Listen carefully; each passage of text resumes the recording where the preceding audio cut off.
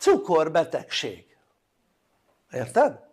A cukorbetegségetnek megnézed a lelki okát, elsődleges cukorbetegségi ok, hogy azt hiszi, hogy a gyereke nem szereti. Ez a hite, hogy a gyereke nem szereti eléggé. Érted? Ezért van a cukorbetegség. Ez a fő ok. De mondhatja valaki, hát nekem már nincs is gyerekem, vagy nem is volt gyerekem sose. Akkor hogy lehetek cukorbeteg? Hát és akkor szeret a gyereket, ha nem volt? Hát ha nem volt gyereked, akkor nem tud szeretni. Logikus?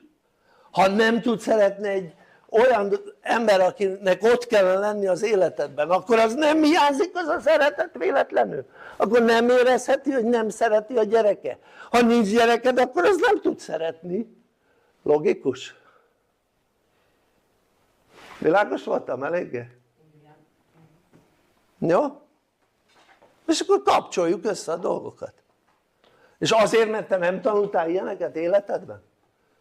Tehát ezeket az információkat nem fentről szoptam kis ujjamból, hanem ezeket tanultam, érted? Minden.